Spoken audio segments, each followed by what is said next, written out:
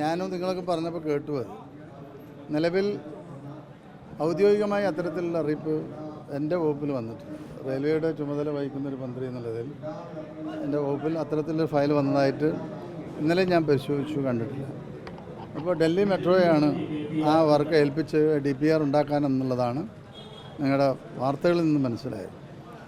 ബാക്കി ഏത് സംവിധാനമാണെങ്കിലും നമ്മുടെ നാടിനെ സംബന്ധിച്ചിടത്തോളം കേരളത്തിലെ നിലവിലുള്ള പരിസ്ഥിതിയുടെ ഭാഗം എടുത്ത് പരിശോധിച്ചാലും യാത്രാ സൗകര്യങ്ങൾ വർദ്ധിപ്പിക്കേണ്ടതിൻ്റെ ആവശ്യകത നമുക്ക് മനസ്സിലാവുന്നു.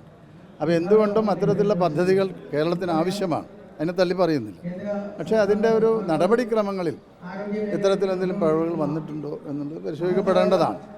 നിലവിൽ അത്തരത്തിൽ ഫയൽ ഞാൻ കണ്ടിട്ടില്ല. വരികയാണ് ഡീറ്റെയിൽ ആയിട്ട് പിന്നീട് നമുക്ക് പറയാം. ഇന്നലെ KV തോമസ് പറഞ്ഞത്, അദ്ദേഹം പറയുന്നത് മുഖ്യമന്ത്രിയുടെ അറിവോടെയാണ് ഇദ്ദേഹം ഇതിന് രംഗത്തെത്തിയതെന്ന് ആദ്യം പറയുന്നത്. നോക്കൂ, ഇതുമായി ബന്ധപ്പെട്ട് സ്പീഡ് റെയിൽ എന്നുള്ളത് മറ്റൊരു സംവിധാനം നമ്മൾ ആലോചിച്ചുകൊണ്ടിരിക്കുകയാണ്.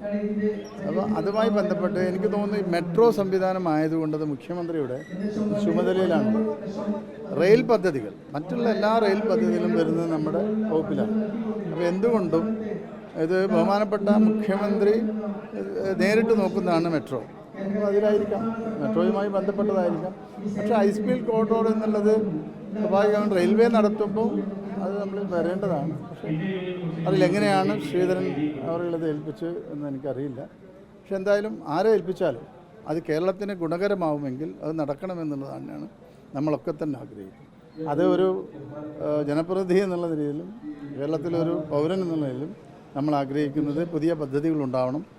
എത്രയും വേഗത്തിൽ ജനങ്ങൾക്ക് യാത്ര ചെയ്യാനുള്ള സൗകര്യങ്ങളുണ്ടാവണം കേരളത്തിൽ. അല്ല, നിലവിൽ റെയിൽവേയുടെ ചുമതലയുള്ള മന്ത്രി എന്നുള്ള രീതിയിൽ എനിക്ക് വരേണ്ട ഫയൽ ആയിരുന്നെങ്കിൽ എനിക്ക് വരേണ്ടതാണ്. പക്ഷേ ചിലപ്പോൾ മുഖ്യമന്ത്രിക്ക് പോകേണ്ട ഫയലായതുകൊണ്ട് ചിലപ്പോൾ മുഖ്യമന്ത്രി പോയിട്ടുണ്ടാവും, എനിക്കറിയാം. പറയുന്നു അത് ചിലപ്പോൾ ഉണ്ടായിരിക്കാം.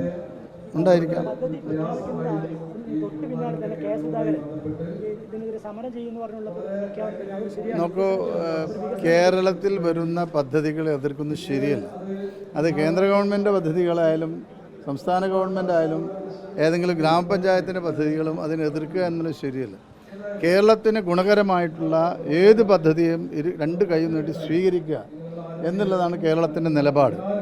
അതെങ്ങനെ വന്നു എങ്ങനെ വന്നില്ല എന്നുള്ളതല്ല, അത് വരണമെന്നുള്ളതാണ്. ഹൈസ്പീഡ് കോറിഡോർ നമുക്ക് വേണം. അത്തരത്തിൽ ഒരു റെയിൽവേ നമുക്ക് ആവശ്യമുണ്ട്. നമ്മൾ നിരവധി തവണ ഇപ്പോൾ ഷൊർണൂർ എറണാകുളം 3ഉം 4ഉം പാതകളുടെ വികസനം എത്രയോ മാസങ്ങളായി വർഷങ്ങളായി നടക്കുകയാണ്. ആ ഒരു ആവശ്യം ഉന്നയിച്ച് മൈസൂർ പാത വർഷങ്ങളായി നടക്കുകയാണ്.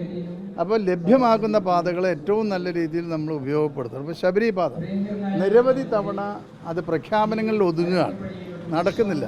നൂറുകണക്കിന് കുടുംബങ്ങളാണ് ഇതുമായി ബന്ധപ്പെട്ട് ഭൂമി ഫ്രീസ് ചെയ്തിട്ട് അവർ ബുദ്ധിമുട്ടുന്നത്. അതുകൂടി നമ്മൾ കാണണം.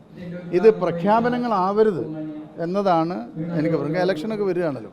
അപ്പോൾ അത്തരത്തിലൊരു പ്രഖ്യാപനമായി ഇത് ഒതുങ്ങിപ്പോകരുത്. ഇത് കേരളത്തിലെ പൊതുസമൂഹത്തിന് ഗുണകരമായ ഒന്നാണ്. അത് നടക്കണമെന്ന് തന്നെയാണ് നമ്മളൊക്കെ തന്നെ ആഗ്രഹിക്കുന്നത്.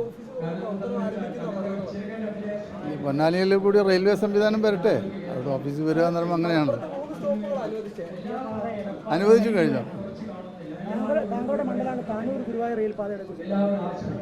അല്ല, നോക്കൂ, മൈസൂർ ലൈൻ, ശബരി ലൈൻ, ഈ ഗുരുവായൂർ ലൈൻ, ഇതെല്ലാം തന്നെ പ്രഖ്യാപനങ്ങളിൽ ഒതുങ്ങുകയാണ് എന്നാണ് ഞാൻ അതിൻ്റെ അർത്ഥം.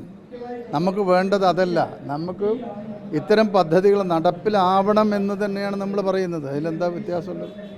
ഇപ്പോൾ ബഹുമാനപ്പെട്ട ശ്രീധരൻ സാർ തവനൂരിൽ ഒരു പുതിയ പാലം നിർമ്മിക്കാൻ എല്ലാ സംവിധാനങ്ങളും നടന്നു. അതിനെതിരെ കോടതിയിൽ പോയ ആൾ കൂടിയാണ്. അപ്പോൾ അത്തരത്തിലുള്ള കാര്യങ്ങളിൽ നിന്ന് അദ്ദേഹം ഒന്ന് വിട്ടുനിന്ന് നാട്ടിന് ഗുണകരമായിട്ടുള്ള കാര്യങ്ങൾ ചെയ്യുമ്പോൾ അതിൻ്റെ കൂടെ നിൽക്കണം എന്നുള്ളതാണ്. മെട്രോയുടെ കാര്യം മാത്രം നോക്കിയാൽ പോലും അവിടെ നല്ലൊരു പാലം നമ്മൾ അവിടെ പണിയാൻ തീരുമാനിച്ചതാണ്. അതിന് അദ്ദേഹം തന്നെ ആദ്യം അതിനെതിരെ കോടതിയിൽ പോയത്. അപ്പോൾ അതിൽ നിന്നൊക്കെ ബഹുമാനപ്പെട്ട ശ്രീധരേട്ടൻ അതിൽ നിന്ന് മാറി നിൽക്കണം എന്നുള്ളതാണ് ശ്രീധരേട്ടനോട് പറയാനുള്ളത്.